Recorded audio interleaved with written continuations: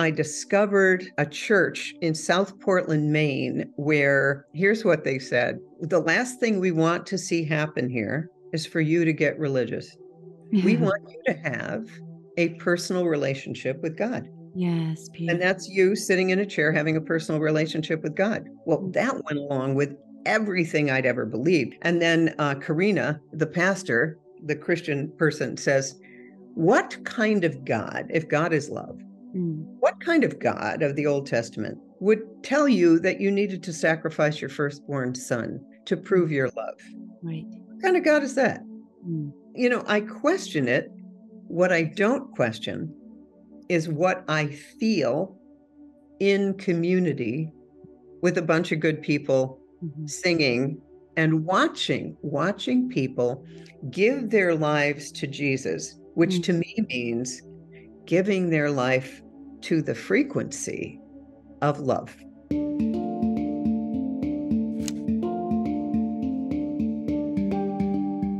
Oh my goodness, Dr. Christiane Northrup. I am so thrilled to have you. And because you gave me permission before I hit record, I may call you Angel Christie, according to the angels, and Belinda Womack, or just Chris. Welcome to Fire and Soul.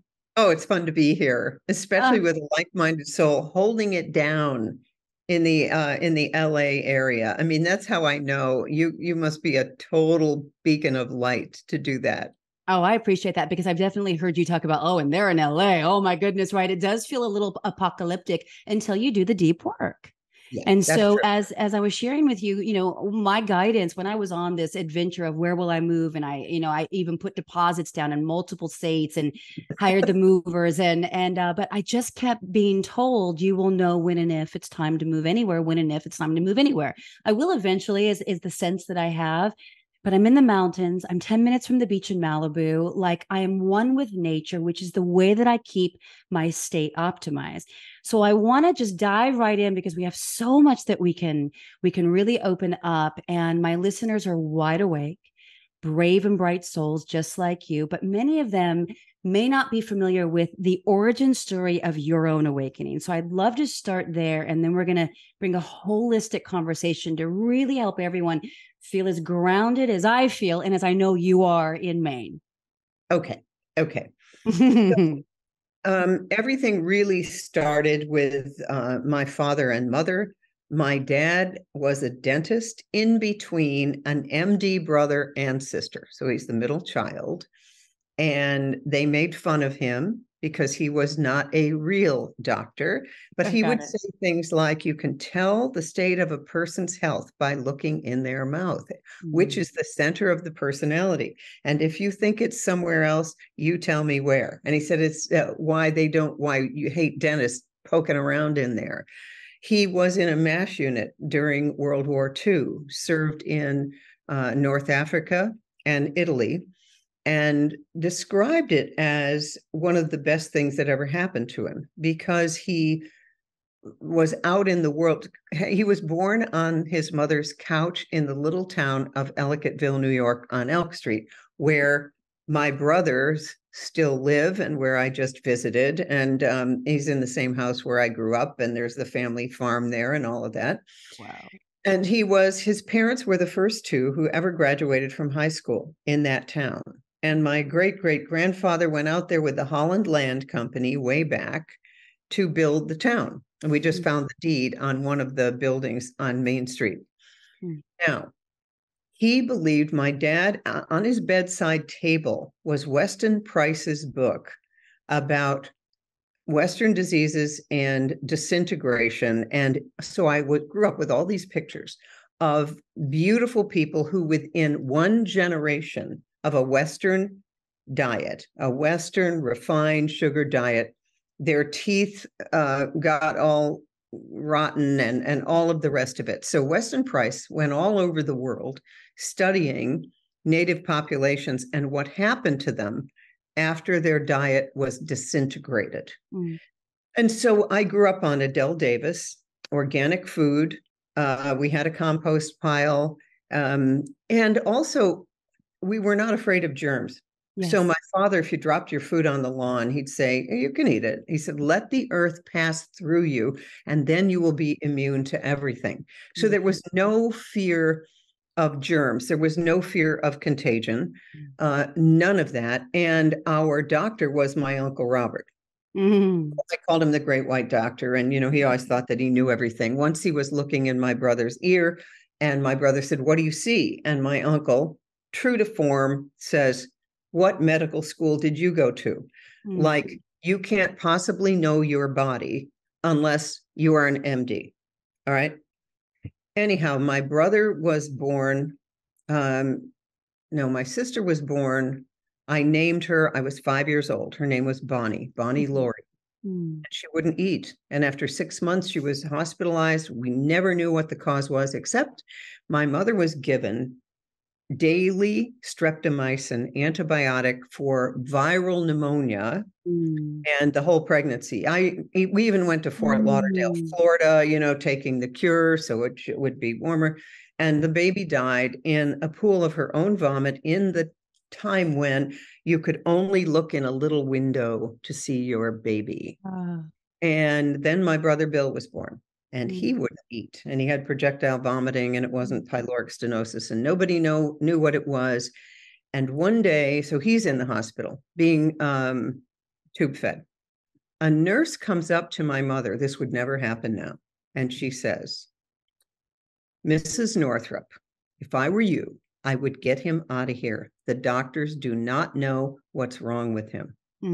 And at that point, because my dad had done facial surgery during the war, he knew he could put down a nasogastric tube and they could tube feed him and all that. So they signed him out against medical advice. And here's what they figured. If he's going to die, he will die at home, surrounded by his family, instead of, let's go back and have a baby die alone in a pool of vomit. How about we not do that? So I grew up, I was 8 by that time, holding up this test tube of formula. I never saw my brother without adhesive tape and a tube until he was a year old. At a year old, he weighed 10 pounds. And my parents were trying everything. And finally, they found a doctor at Women's Medical. Dr. Crump was her name. And she was a pioneer in pediatric endoscopy, meaning she could look down and see what was going on with the GI system. The doctors at Buffalo Children's said they had done that. They hadn't, of course. And she said his esophagus is so eroded that if you don't take that tube out, it will rupture and he'll die of an infection here in the mediastinum. So they took that out, and the doctor said, "Let's wait and see what happens." Imagine that. Let's just wait and see what he does. And within 2 days, he was drinking. They gave him orange juice, which is totally stupid because that's very acid. But he'd drink, scream, drink, scream. And my mother brings him home on the plane. I'll never forget it. We all go to the airport to meet her. He doesn't have adhesive tape on his face. First time I've ever seen him that way. And he's eating a roll. And we all just burst into tears. Remember, he weighed 10 pounds. And he was also smiling and funny. And I told my mother that he was mentally defective. Then imagine, because this is how karma works. I'm interviewing at the University of Buffalo Medical School years later. Yes. I didn't go there. I went to Dartmouth, but I was interviewing. And it was Dr. Green. He had been my brother's attending physician. Whoa. Yeah, but what are the chances, right? And he says, "You're not one of those Ellicottville Northrups, are you?" Yeah. And you knew that he thought I was going to say, "Oh yeah, I'm really sorry about that. My brother was mentally defective and he's dead." No, it was, okay. He's 16 years old and thriving. No thanks to you. You said that? No. Oh, well, you meant to. It was in the inside. Yeah. So then you would today. I decided to go to medical school. I was a biology major. I like two things, music the harp and biology. So I went to Case Western Reserve in Cleveland because my harp teacher was there with the Cleveland Orchestra, but they also had amazing pre-med. I was not pre-med. I watched my aunt and uncle, and I thought, that is the dumbest lifestyle I've ever seen. They had to leave every Thanksgiving and every Christmas dinner. So I said, I'm never doing that. So I majored in biology and applied music. Then I get out of there, and I had some scholarships, and I was burnt out and all of that. And I called my advisor to write a letter for me to become a biology teacher, to get into a master's program to become a biology teacher. He says to me, Chris, that's like a thoroughbred running a junk horse race. Why don't you go to medical school? And I thought, all right, I'll go to medical school. I'll never practice, but I'll go. All right. So then I apply, and it was an interesting time because things were shifting. This was right after Kent State, and at my college, someone was over at the Science Center calling for a killing or a shooting. Believe me, we've come full circle. Yes. Vietnam War, all of that stuff. People throwing stones at the horses of the police in Euclid Avenue. Insane. I mean, the world had gone insane if you were in college then. But anyway, so I got over it, applied to medical school. My class was 50% women, which was unheard of. Yeah. Unheard of. But women were just beginning to go in to the professions because the doors had opened. See, back in 1980, my mother couldn't get a loan in her own name. After my dad died, she was 52. So there was, all these things that people forgot why we had a women's movement. Now, the women's movement overshot. Okay. I mean, if you're majoring in gender studies and you hate men, you missed it. But still. Okay. So then I go to medical school. I see a baby born. I just about fell to my knees I was so glad I had a mask on. It was like pain-filled joy, joy-filled pain. And from that moment on, that was it. I had to do that. And so then I met my then husband. He was my surgical intern. And the two of us moved to Boston. I did my OBGYN residency at Tufts New England Medical Center. He did his orthopedic residency. And then I finally moved to Maine, where they had a summer house down the road from George W. Bush at Walker's Point. And then we sort of went to the private practice and all the rest of it. And then right around then, I met someone from David Getson, who was with the American Holistic Medical Association. And in the end of my residency, my cousin called me. I'm healing my fibroids with a macrobiotic diet. Wow. All I've learned to do is do a hysterectomy. Yeah. So I meet with Michio Kushi, and I began to sit with him during his consultations. Now, remember, I had a history of growing up with organic food, and my aunt and uncle, the great white doctors, making fun of us for the nutrition and for the food. My Aunt Harriet gave me a book called The Nuts Among the Berries before I went to medical school. My mother spiked our orange juice with vitamin C. I mean, my parents jogged and did yoga like way back in the 60s. So it was like, okay. And watching Michio do these consultations using what was called Oriental medicine, facial diagnosis, all of that stuff.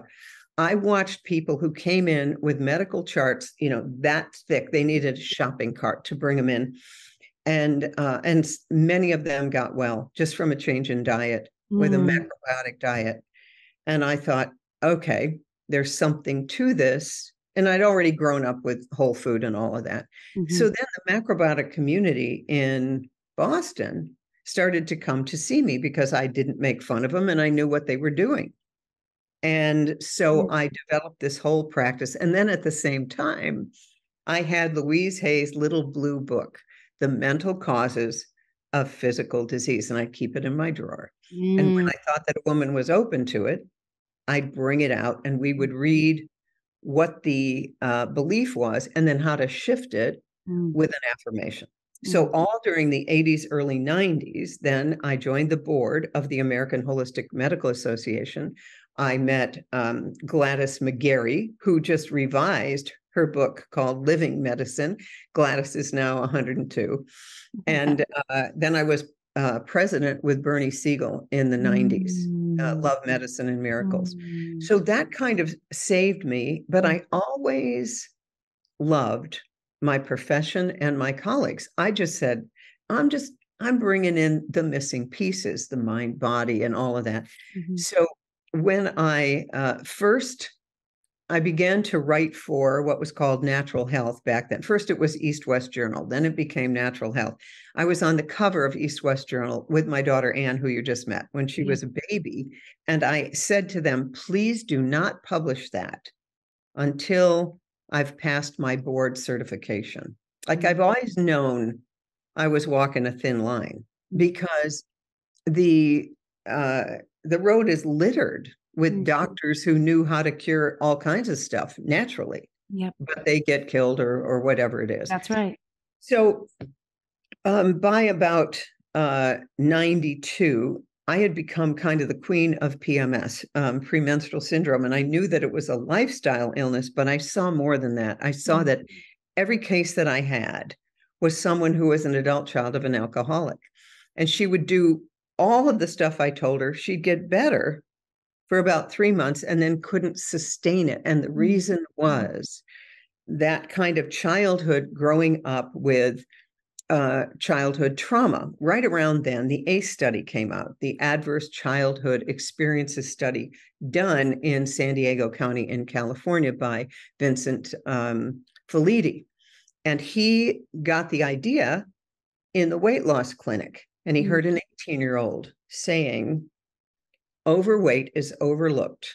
And that's exactly what I need to be. Because he would notice people would start to lose weight and then they would gain it all back quickly.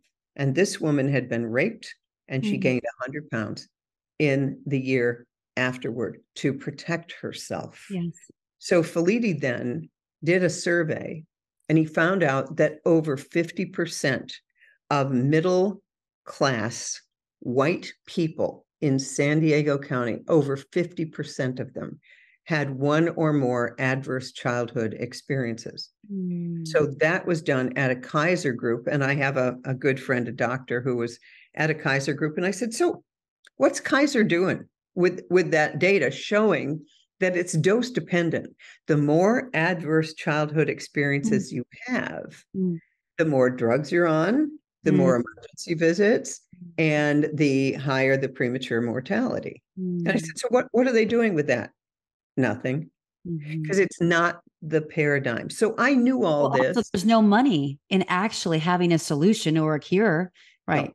No, there's no money whatsoever. Well, right around then, I wrote an article called Honoring Our Bodies for an obsolete publication out of Cambridge, the People's Republic of Cambridge, Massachusetts. And it was for Woman of Power, where I put forth my treatise. And the treatise was this: in a culture where that which is feminine has been degraded in patriarchy, with the 9 million women burned as witches and all that. I was one. You were one, yes. Yeah, in this culture, these are the messages the body gives to speak of the distress and to bring it to our attention. And, that's like 1 in 3 gets raped, 40% have, and I just listed the day-to-day life of a gynecologist. And so this is the language our bodies use to bring this wounding to our attention. Then I'm standing at my bedside on a Friday morning in about, I forget when it was, maybe 1990 or maybe before. And I say from Francis Scoville Shin, The Game of Life and How to Play It: Infinite Spirit, give me a sign. Show me the next best use of my gifts and talents. I got a call from a literary agent within 2 hours who I had met at Omega, the Omega Institute. And he said, it's time you wrote a book. Ah. And so that was the beginning of women's bodies, women's wisdom, where I labored to create a language of women's health. We did not have a language of women's health. We have a language of women's disease. Yes. It's disease screening. Keep coming back. We haven't found it, but we will, but da, da, da, da. So, mammograms and pap smears and everything that scares women to death who are not taught the magic of their creativity cycle with the ovaries and all of the rest of it. So that led to women's bodies, women's wisdom. Now, this is interesting. When I was on the cover of East West Journal, finally, that was published. And I called the food co-op and I said, tell me when that is coming in, because I want to make sure that I come down and buy every copy so that no doctor in Portland, Maine ever sees it. And that's exactly what happened. I went and bought a copy. The internet, right? Like you were safe. There wasn't any internet, and I'd get phone calls on labor and delivery at Maine Medical Center with doctors from all over the place calling me, all of the rest of it. But I wanted to be sure my colleagues never saw it. Well, as you might imagine, when Women's Bodies, Women's Wisdom comes out with Random House, Bantam, it's like I couldn't stop it. So I would wake up in the middle of the night, terrified that someone was in the house that was going to kill me. Wow. Yeah. So I had to walk through fire. And I've also been sued 8 times. So, when COVID came up, it's like, what else you got? I mean, I've heard you actually say that when you were on the cover, along with 11 other colleagues who were speaking truth, as you know, the spreaders of disinformation. We were the disinformation dozen. Greatest claim to fame ever. Yeah, I remember when that happened, and because Dr. McCullough has been on this show as well, and it was terrifying to witness, but at the same time, we, humanity who was awake and could see it, we held on to people like you for some sense of groundedness, for hope, for inspiration, for like, okay. If they're still alive, then I can do my little life, right? And look at what you seemingly lost. And then I want to really paint a picture, just to really honor that moment when you were looking in the mirror and you said, Great Spirit, please use me for my greatest gifts and talents at this point in my life. I'm paraphrasing. And it didn't necessarily look as pretty as maybe you would have thought, right? You go through like all of that, the people casting the shame and getting canceled and all of that way early on. But yet now look at where you are, a true leader and pioneer in this medical freedom movement and so much more, awakening humanity to the truth of who we really are. So I just want to thank you and honor you. And also thank you for honoring your ancestors and for your family lineage, because this is an important part of who we are right now, and really taking a look, cleaning up, honoring, right? All of that. It's all a part of what brought us to this moment. And so even knowing that you went back to your childhood home just a few days ago and found the deed and all of that is so potently rich for your story that you share. Yes. And here's the thing.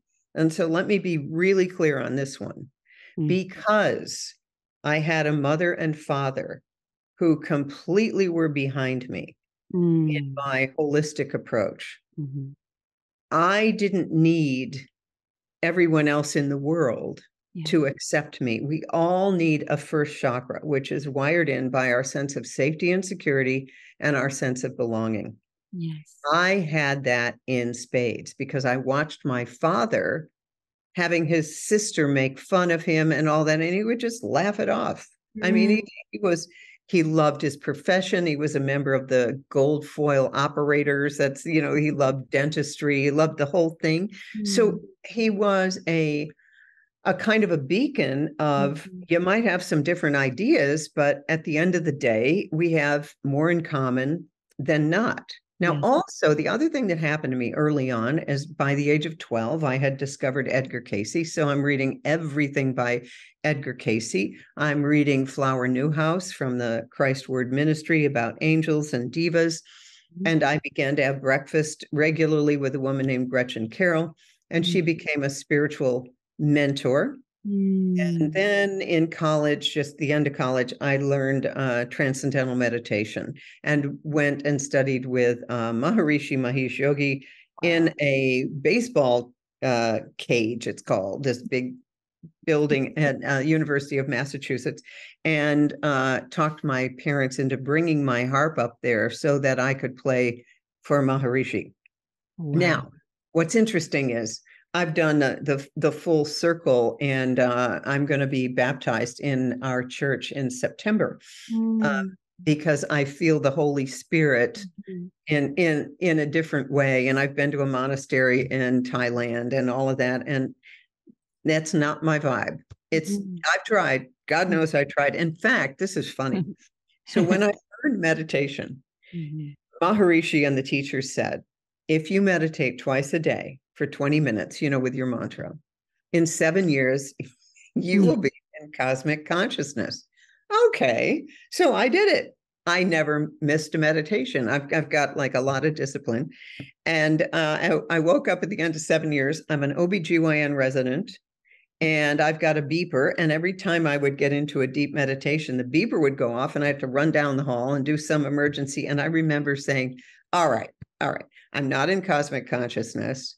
And I happen to know that going from a deep, relaxed state into screech down the hall for someone bleeding to death is not healthy.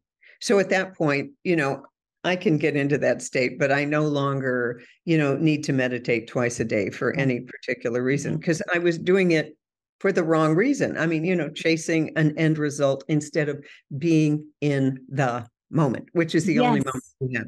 Oh, you're speaking the love language of fire and soul. We talk about it all the time here. Like, if you want to be in the full totality of your God-given power, then get present, right? There's no future to be afraid of. There's no past to have guilt and shame around. It's like everything in this moment, we can breathe. That's a big message that you share again and again on True North podcast, which, by the way, brilliant title. So good. I love it. I'm obsessed. And I was like, ooh, on your Telegram channel, I was missing your audios, Yeah. you like give us, whatever was up for the day. And then when I saw that it hadn't been there a while, I was like, it's somewhere. It's like, oh, pay for it. $10 a month, no problem.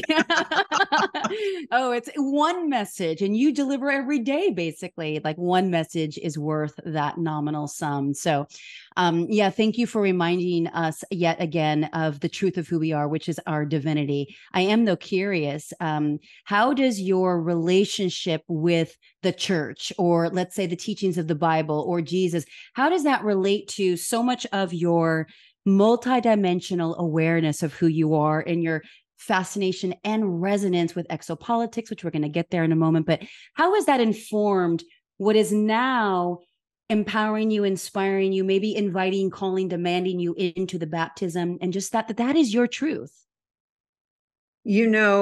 What happened is I went out in April of 2021. I was invited by Clay Clark to come out to Tulsa, Oklahoma. I remember watching to be part of the Reawaken America tour. Yes.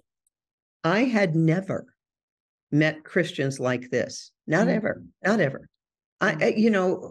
there were 5,000 people there. Remember, this was a time everyone's locked down, everyone's scared to death in the rest of the world, particularly the East and West Coast. And I'm off a plane in Tulsa, and here are these people coming up to me saying, can I pray for you? And they put their hands on me and pray for me. And I felt it. I just would feel like crying. Yeah.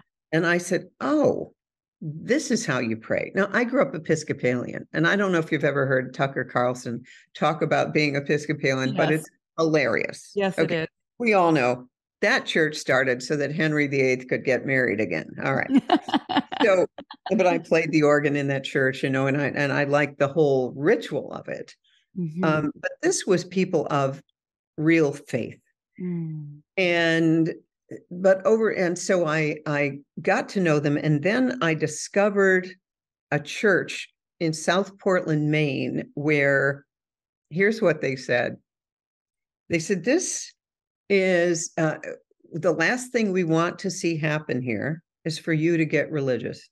We want you to have a personal relationship with God. Yes. Beautiful. And that's you sitting in a chair having a personal relationship with God. Well, that went along with everything I'd ever believed. I've worked with Dr. Robert Fritchie, World Service Institute. You can heal anything with divine love, God's love. And so I thought, this is great. Then I discovered praise music, this Christian music that is just, oh my God. So I go there, and I sing and I do the whole thing. Then I watch the movie, The Christian Revolution in Pirates Cove out there in California. And I thought, now a year ago, I would no more have wanted to get baptized because I didn't feel it yet. I didn't feel it. It wasn't really my path. And if I had done it, I would be doing it to somehow virtue signal to the Christians. Yes. Many of whom have beliefs that I just don't get down with at all. Like, here's one: every extraterrestrial is a demon. Right. True. Not true at all. But when I go there, our pastor is a former merchant marine who went to Maine Maritime Academy and knows how to fix everything. And he's from Aroostook County, where they grow potatoes up in northern Maine. So we're talking so grounded. So here's the way I see it. There's enough in the Bible that is true and resonates. And so even though I recently found out from Karina and also this guy, Mauro Biglino, that's this guy, all right? The Naked Bible. Ooh. The Naked Bible. This guy was the official translator of the sacred text at the Vatican. Wow. So this guy knows what he's talking about. So he basically is telling you there's a lot of stuff, if you go back to the original, that isn't like what you think. And Cliff High talks about the space aliens and the Elohim were ETs. Those were extraterrestrials. And then Karina, the pastor, the Christian person, says, what kind of God, if God is love, what kind of God of the Old Testament would tell you that you needed to sacrifice your firstborn son to prove your love? Right. What kind of God is that? And so, I question it. What I don't question is what I feel in community with a bunch of good people singing and watching people give their lives to Jesus, which to me means giving their life to the frequency of love. Yeah, it's beautiful. Giving their life to that frequency. That I can do. Fundamentalism, I can't, don't even start with me on that one. I have one of my Jewish friends, Jewish doctor. She got baptized. She nearly died of COVID, which is a bioweapon. And in the middle of her kidneys were shutting down, and she just heard a voice that said, you got to call on Jesus. So she gets a crucifix to put around her neck, a cross, and starts to get better. So I said, well, you should come to the church. She and her son got baptized. It's just, there's none of that awful judgment. Because I have found that a lot of Christians are very judgmental, but here's the beauty of Maine. Only because they're afraid. That's the only reason. That's all it is. They're just afraid. They have been indoctrinated exactly to be afraid, to be so full of fear, which is what we're seeing play out in the world right now. Yeah. It's the playbook. Yeah. Sorry to interrupt. Yes. No. But that's what I see. And I don't see that fear. In fact, I gave a lecture to our pastors. I said, well, you better know what Satan's doing right about now with the shots and the this and the that and the other. And I went in and gave them my presentation, and they were grateful. Yeah.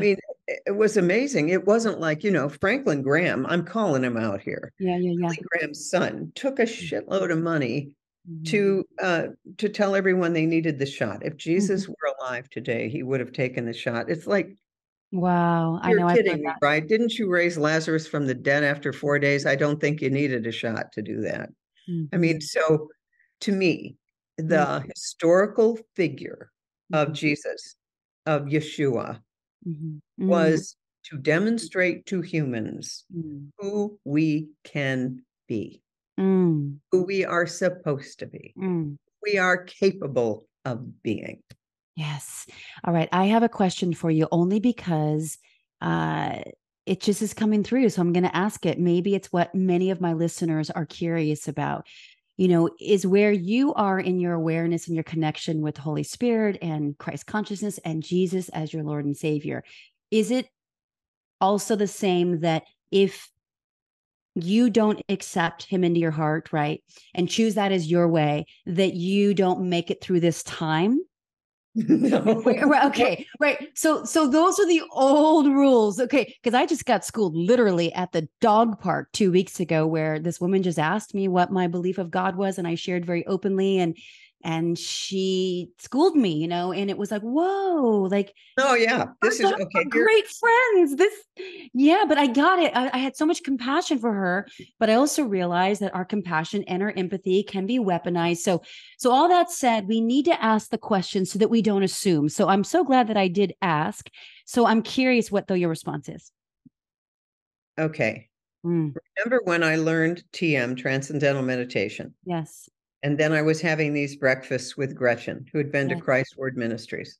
Yeah. And I told her about meditation. And that ended the relationship because she said, in the Bible, it says, I am the way, the truth, and the light. No one comes to the Father except through me. Yes. So she dismissed meditation. She dismissed all of Hinduism. She dismissed all of it and went back to this fundamental thing, which I will never buy, ever. I won't be schooling anyone. It comes from fear. Yes. It's fundamentalism. Control, I manipulate. Yes. I cannot do it. I will not do it. And I've been schooled too. Believe me. I have people who are on my Substack are, but what I realize, if you're a Christian like that and you were brought up in it, again, it's fear. That's their anchor. That's their rock. Same with Western medicine. Yeah. What do you mean you don't get a mammogram? Yeah. What do you mean you're not up to date on your adult shots? What do you mean you don't get a yearly physical? What do you mean? Because that is, by the way, modern medicine is the church of the modern age. Did you see Kathy Hochul, the governor of New York, saying, I wear my vaccination necklace. You should all be you should have your vaccination necklace, the same that someone has a cross. Yeah. This has become a religion in a group, particularly the East Coast intelligentsia, Ivy League, World Economic Forum. The whole coast of Maine is crawling with them. They have no faith except in that. Now, when I was on a podcast with Elena Danaan yesterday and Danny Henderson. I love her. Yes. Yeah. And Elena says, each of us is a fractal of God. And it's an inside job. Yes. It's an inside job. Oh, beautifully put. Thank you for that. I haven't ever shared this on the show, but it is a true thing.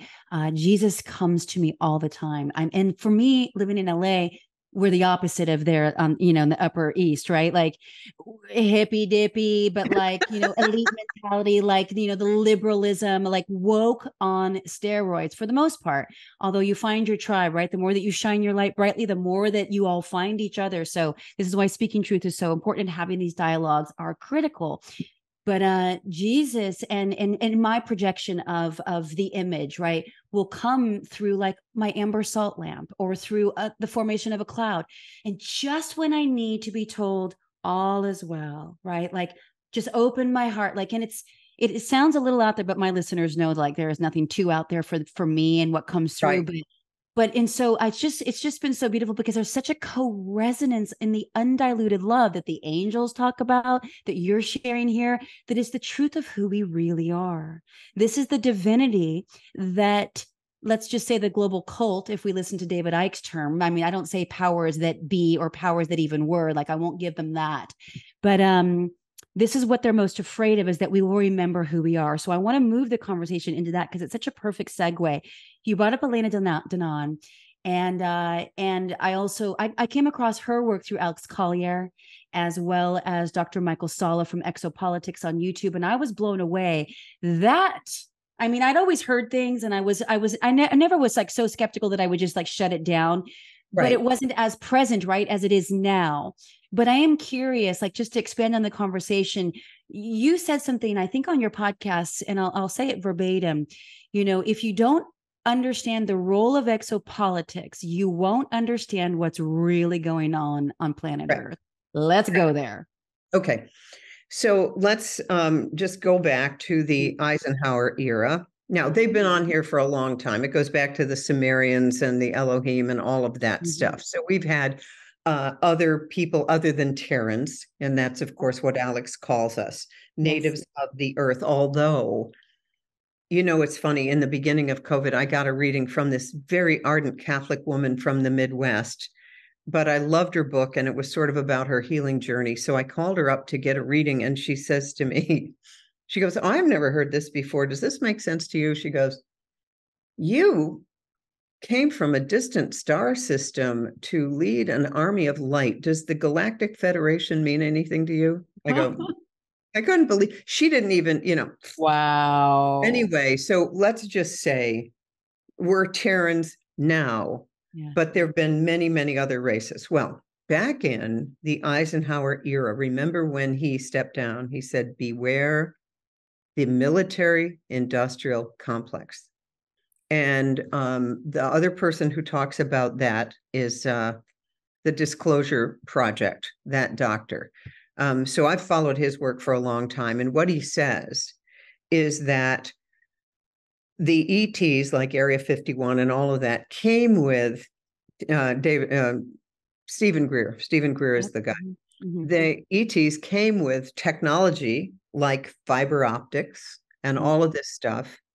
And the global cult did not want humanity to have this information because it would wipe out the bloodline families that are milking humanity for all they're worth. And that would be the Rothschilds and the Rockefellers and the people who have funded both sides of all the wars. Now, Eisenhower got tricked, but he made a deal with what are called the gray aliens. It's a regressive species.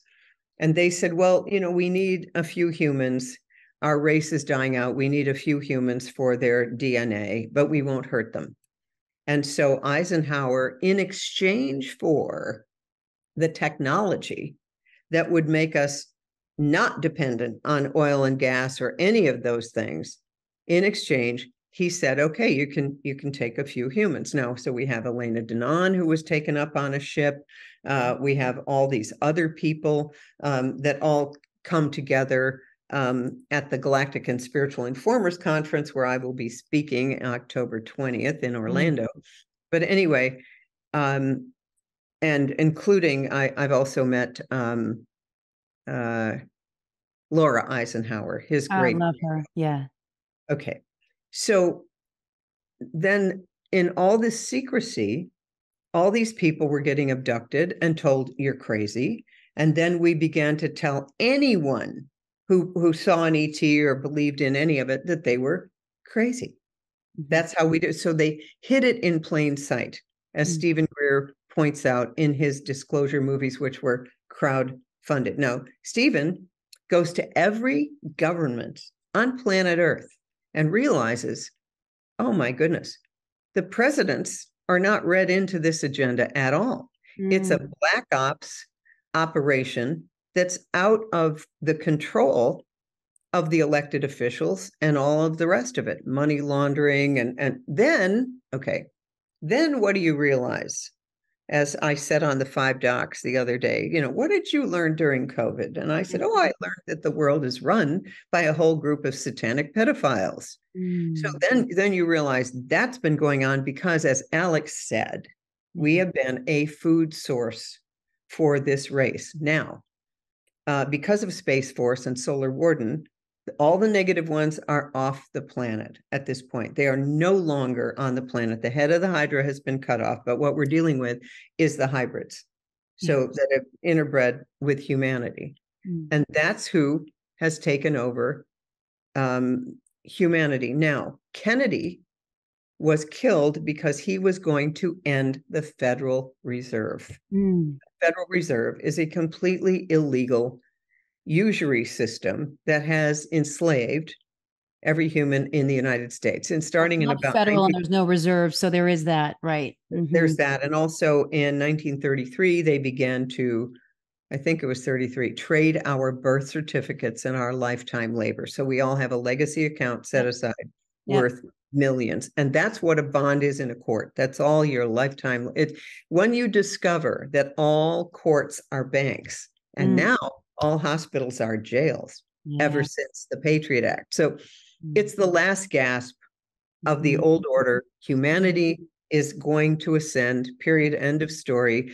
Operation Looking Glass shows this. There's nowhere for these regressives to go. So what are they doing? They're pulling out all the stops. What do they feed on? Fear. That's right. They feed on fear, this lower vibration. And so the more we're afraid, now notice, the mandates are coming back, and now there's a new Eris is the new variant. And if you look at it backwards, it's 5G, on and on and on and on. So the minute you just say, well, I'm not doing that, I'm not feeding them, it's over. It's over. And then you do what you said, stay in the present. That's right. Stay in the present. Is there a mandate walking down your street right now? No. And there's a lot of people, I know them, who never wore a mask the first time around. That was me. Yeah, for sure. Yeah. Never did. So cool. This is beautiful. And then what I love about Alex Collier, who is an ET contactee many, many years back now, decades, over 3. And he was like of the David Icke times, right? Everyone thought he was crazy. And it was a hard time for him to take on that role and really honor the call. But at the same time, now here he is, right? And so revered. It's like, yes. But helping so many of us understand how to connect the dots beyond planet Earth, right? So we're scanning all the way out. But can you speak to at least your interpretation or understanding of how important it is that what happens here, we actually do make it this time because of how it impacts the upper densities and dimensions, and also because of our DNA structure, right? It's critical that we make it. And this is why the potency of who's awake and to how we are reaching each other and connecting with each other and banding together. I think it's what is actually going to push us. It's the bridge to that heaven on earth reality and to our essential true nature. But that said, what are you hearing now about the ships that are surrounding Earth and all of that should give us a lot of hope and comfort? Not that it takes away from our own inner work, but it's to give us an awareness of this is a big show. Get the popcorn and do your role, whatever that is for you. Yes, this is okay. Now this is where, there's certain things in the Bible that I love. And this is Ephesians. We were born for such a time as this. Absolutely. If you are here for the show, and you are here by choice. And I listened to Elena yesterday, and she said Star Wars is a reenactment of the Orion Wars and the Black League. It's a channeled story. It really happened. And a bunch of us, this is what Alex says, 200 million of us came back from the future to right a great wrong. And that's why we are here now. Now, there's no question we're going to make it this time. We're going to make it this time. We have genetic royalty. We have all of these different races within our DNA. It's why everyone wants humanity. Because Jesus said, these things and more you shall do also. Alex, I don't know if you ever heard him where he talked about the A's, he calls them, those are the andromeds. The A's, when they hear certain strains of music, they just can't believe it. Humans have this ability to touch the hand of the divine. Beautiful words of wisdom. Thank you for that. I'm so grateful for your time. Thank you so much. All right.